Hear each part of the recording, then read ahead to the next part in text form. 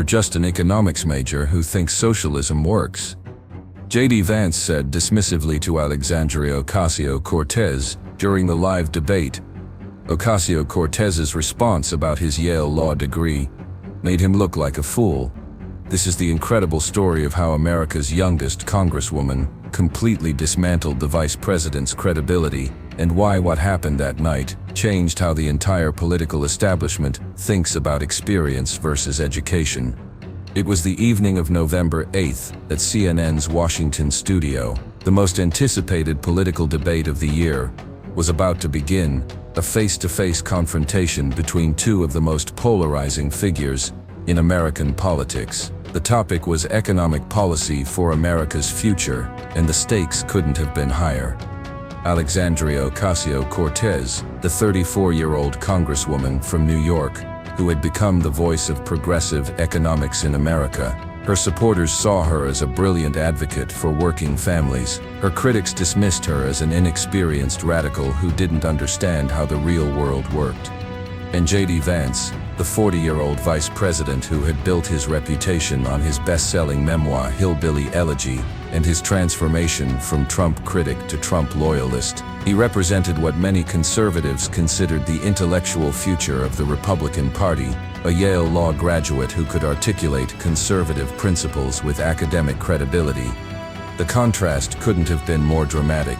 Vance represented the establishment, Ivy League education, traditional political advancement through connections and credentials. Ocasio-Cortez represented something entirely different: grassroots organizing, working-class background, and a rise to power that had shocked the political establishment.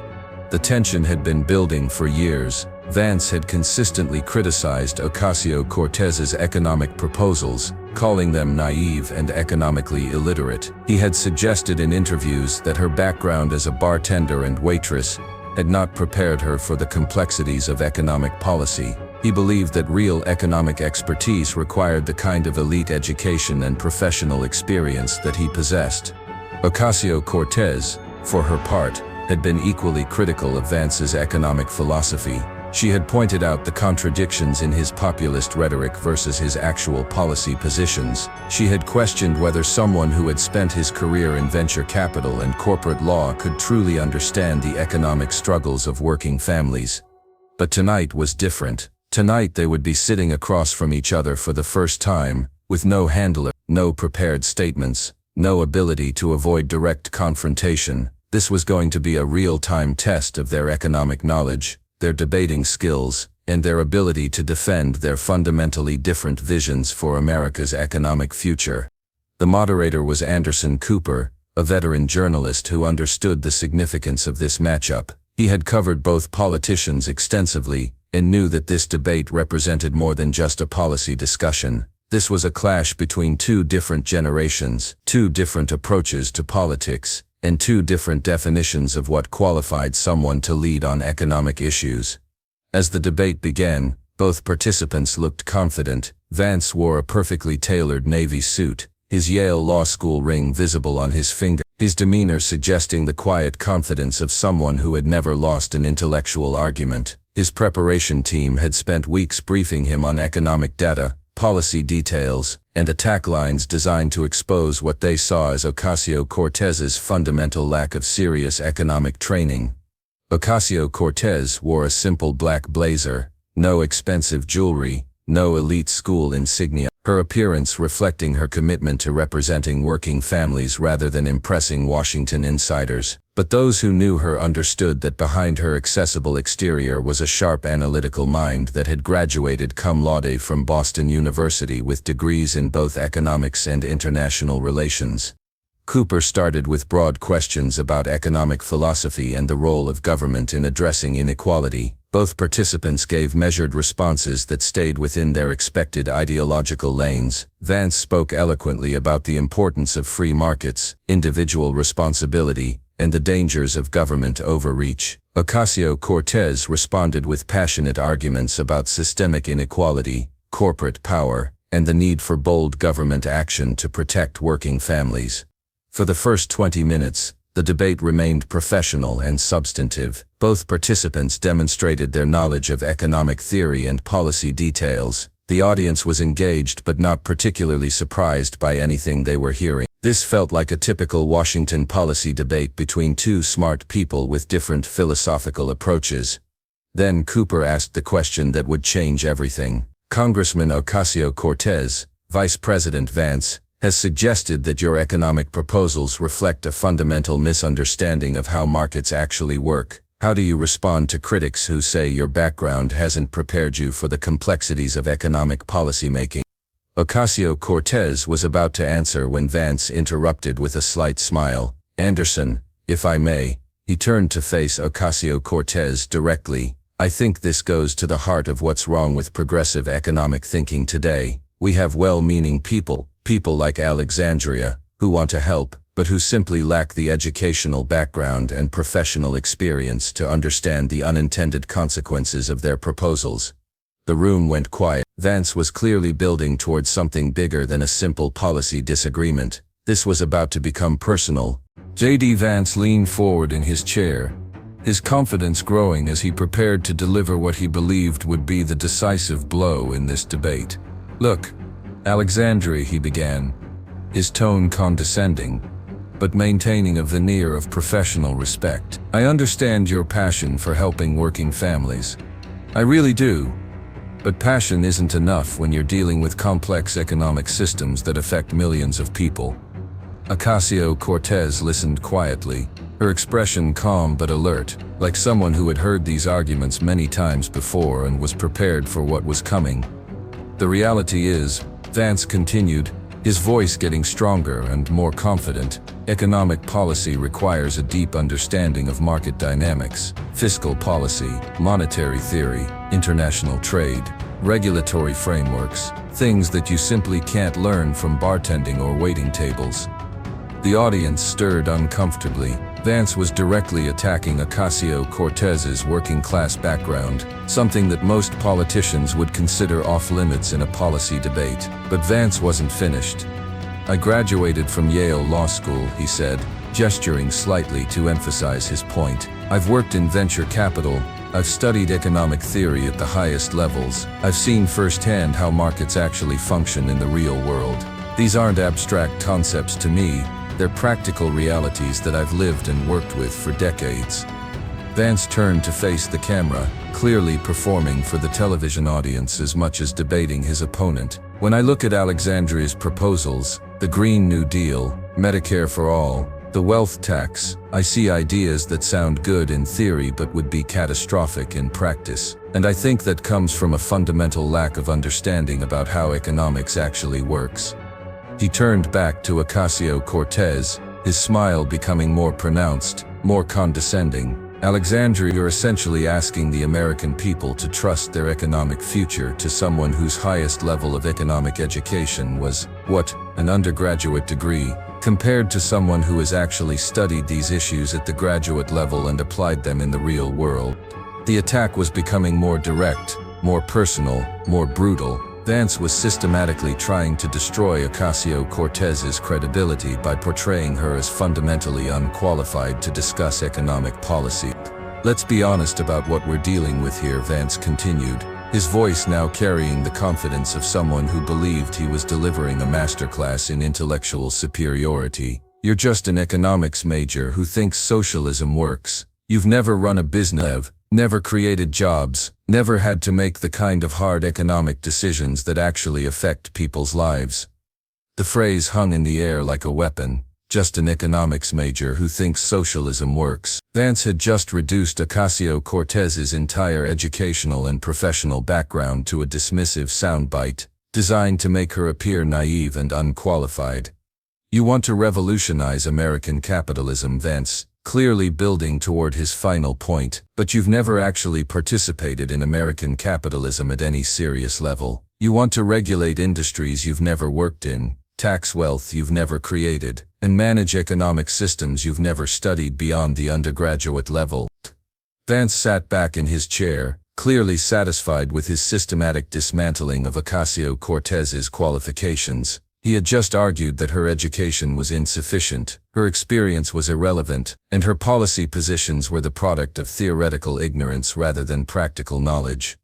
Anderson Cooper looked visibly uncomfortable. This had gone far beyond typical political debate territory into something that felt more like academic hazing than policy discussion. "Congresswoman Ocasio-Cortez," he said carefully, "would you like to respond to those comments?" For a moment, Ocasio-Cortez said nothing. She just sat there, looking at Vance, with an expression that could only be described as amused, not angry, not defensive, just amused. Then, slowly, she began to smile, not a political smile, not a defensive smile, the smile of someone who was about to reveal information that would completely change the dynamic of this conversation.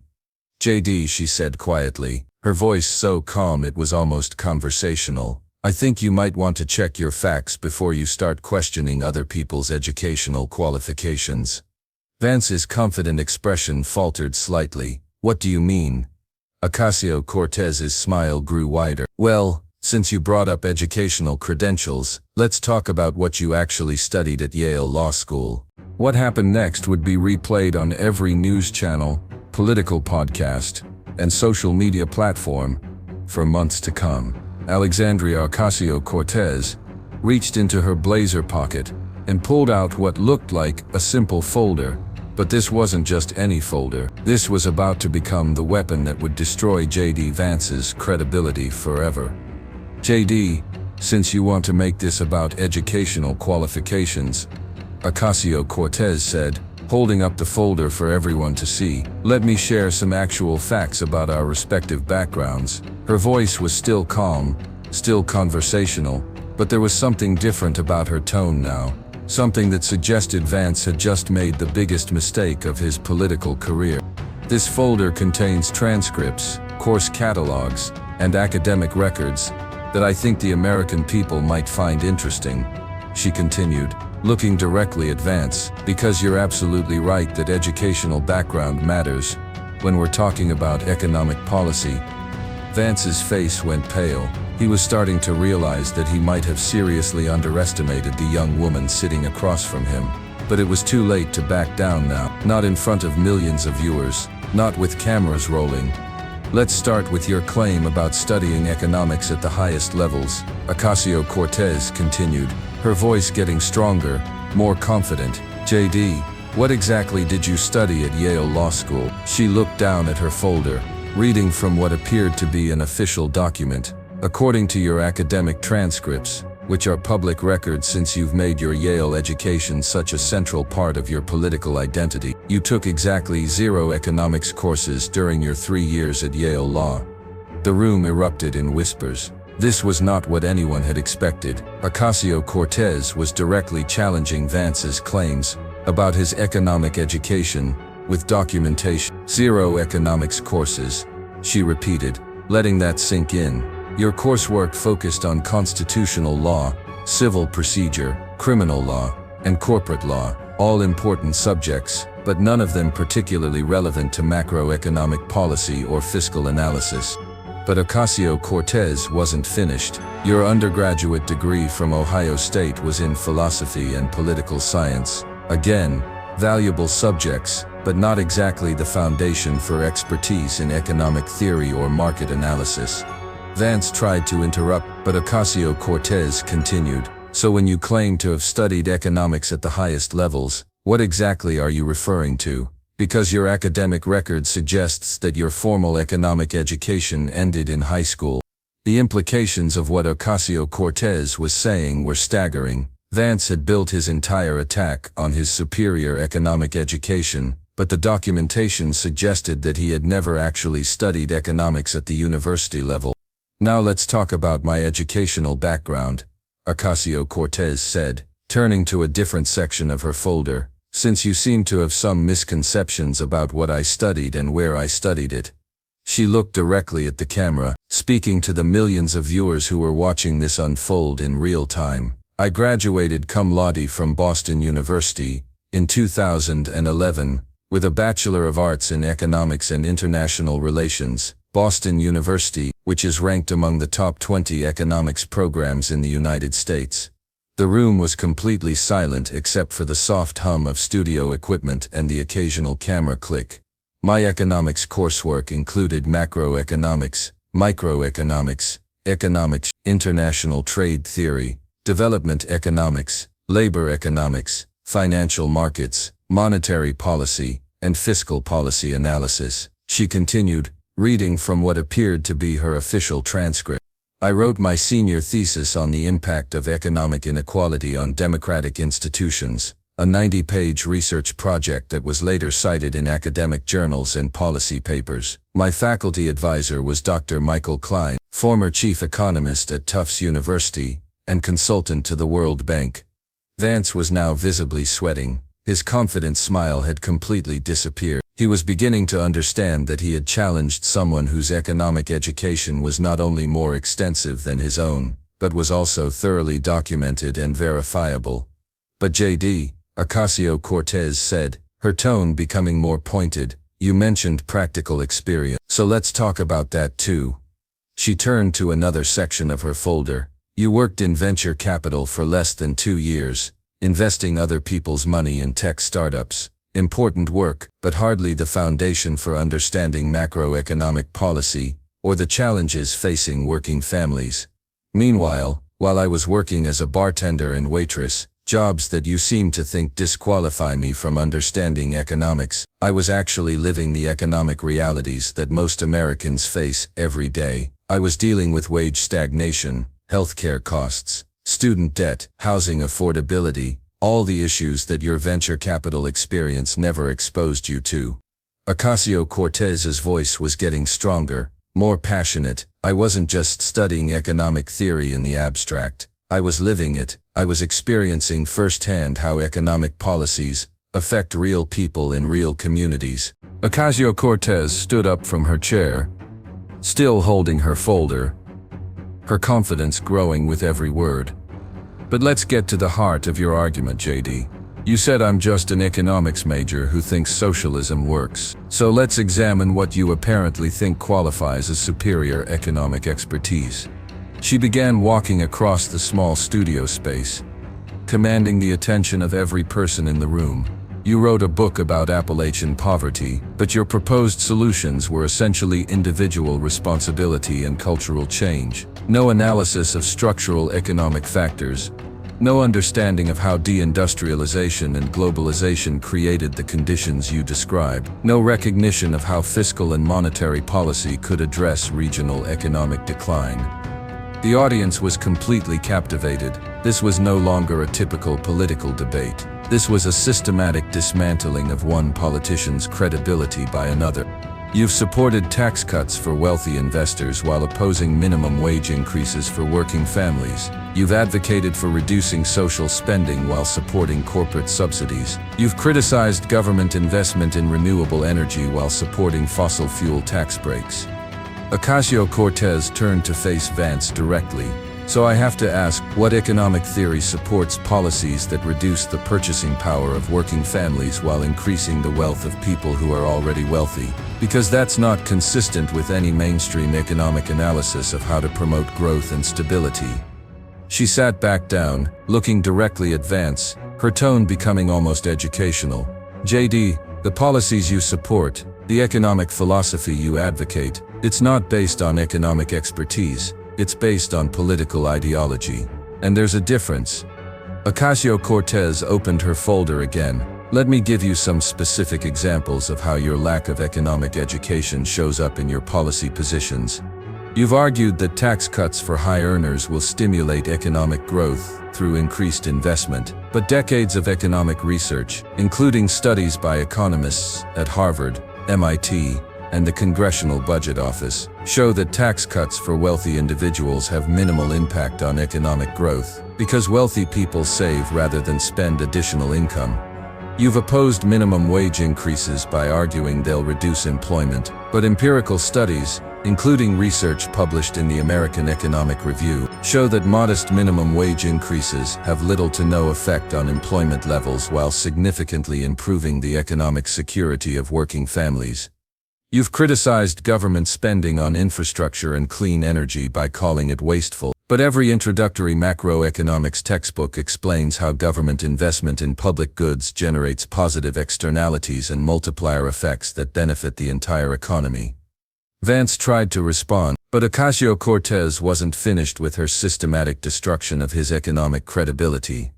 The most telling example, she continued, is your position on healthcare policy. You've supported efforts to reduce government involvement in healthcare markets, arguing that private markets will provide better outcomes at lower costs. But every other developed country, countries with mixed economies that you claim to understand, has demonstrated that government involvement in healthcare markets reduces costs, while improving outcomes.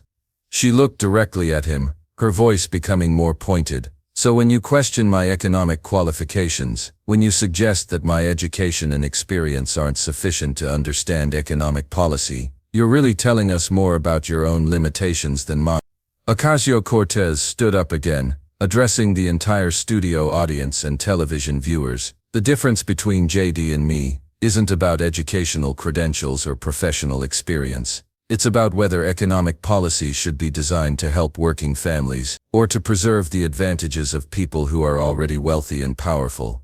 JD represents an approach to economics that prioritizes ideology over evidence, theory over experience, and the interests of donors over the needs of constituents. I represent an approach that uses economic analysis to understand how policies affect real people in real communities. She walked closer to Vance's chair. And here's what I find most interesting about tonight's conversation. JD, you attacked my qualifications by pointing to your Yale law degree. But law school doesn't teach economics. You attacked my experience by mentioning your venture capital work. But venture capital doesn't involve macroeconomic policy. You dismissed my background as inadequate preparation for economic policy making. But serving working families, experiencing economic insecurity firsthand, and studying how economic systems actually affect people's lives, that's exactly the kind of preparation that economic policy making requires. Ocasio-Cortez sat back down, looking directly at Vance, one final time. So yes, JD, I am an economics major. I'm proud to be an economics major. I'm proud to have studied how economic systems work, how policies affect different groups of people, and how government can use fiscal and monetary tools to promote shared prosperity. And if you think that supporting policies that help working families makes me a socialist, then I think you need to go back and actually study some economics, because what you'll learn is that every successful capitalist economy, from Germany to South Korea to Canada, uses government policy to ensure that economic growth benefits everyone, not just people who are already wealthy. The room erupted in applause. Not polite political applause, but genuine, enthusiastic approval from people who had just witnessed one of the most complete intellectual destructions in political debate history. But Ocasio-Cortez raised her hand, asking for quiet. I want to be clear about something. I'm not attacking JD personally. I'm challenging an approach to economic policy that prioritizes ideological purity over empirical evidence, and political positioning over practical results.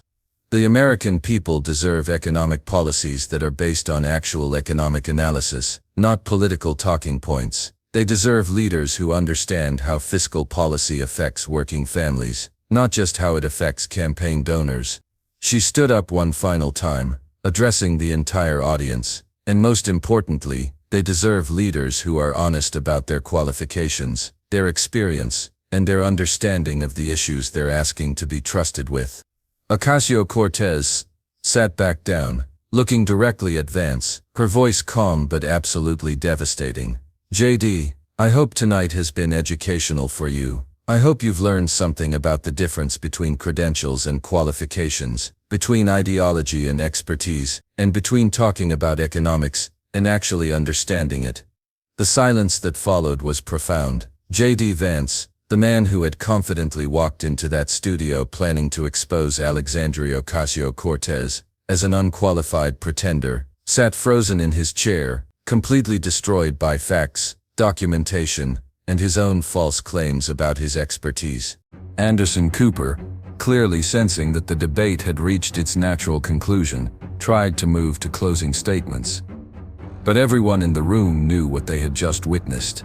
This wasn't just a policy disagreement between two politicians. This was a complete paradigm shift in how people think about qualifications for economic leadership. In less than an hour, Ocasio-Cortez had dismantled the entire foundation of Vance's attack, exposed the gaps in his own economic education, and demonstrated why actual knowledge matters more than prestigious credentials. The audience knew they had witnessed something historic.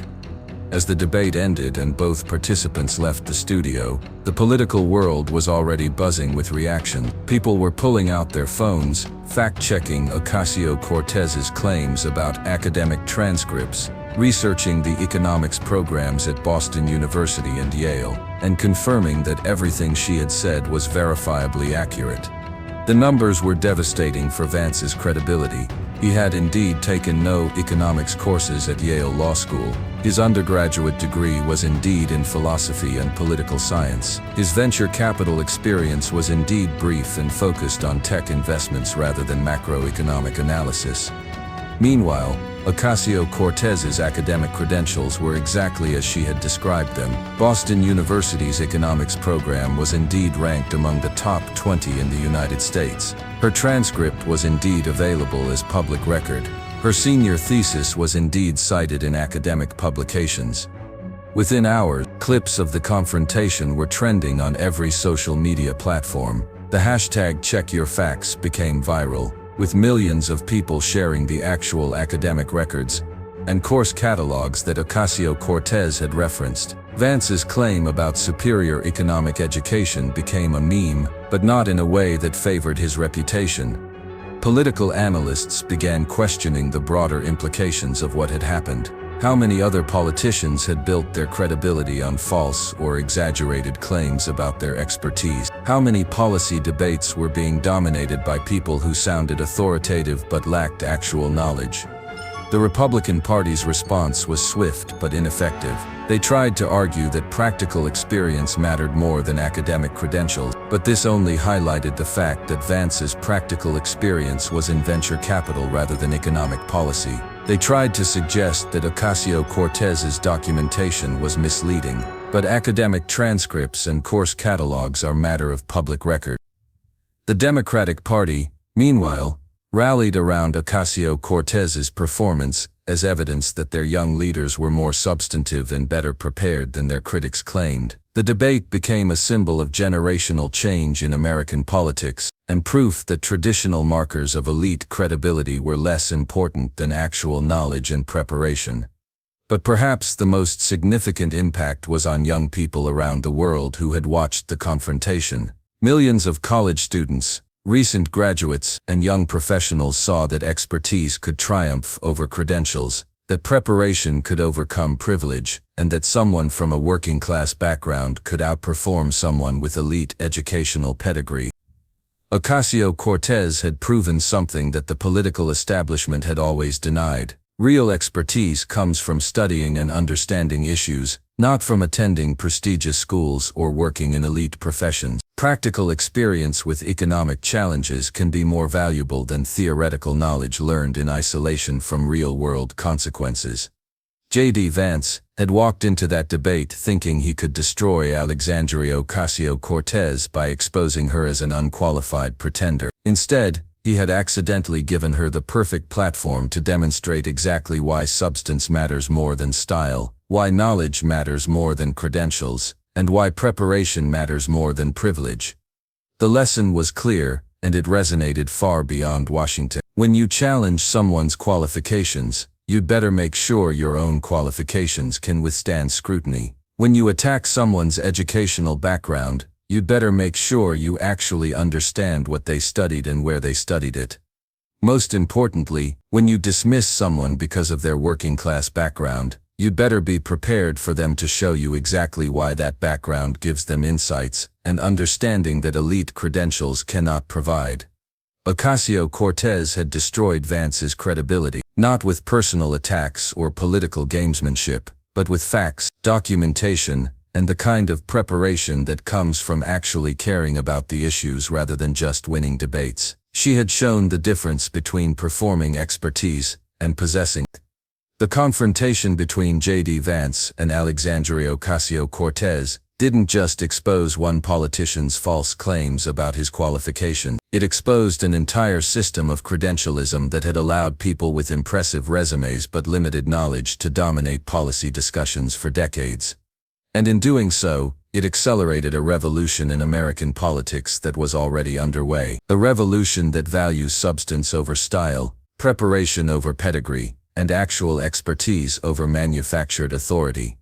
Sometimes the most powerful response to elite condescension is simply showing your work. Sometimes the best way to defend your qualification is by demonstrating your knowledge. And sometimes the most devastating weapon against intellectual arrogance is just the truth. Vance learned the hard way that you should never question someone's education without checking your own credentials first. Want to see more moments where arrogant politicians get completely exposed by facts? Subscribe right now, because we find the most incredible confrontations where truth destroys fake expertise every single day.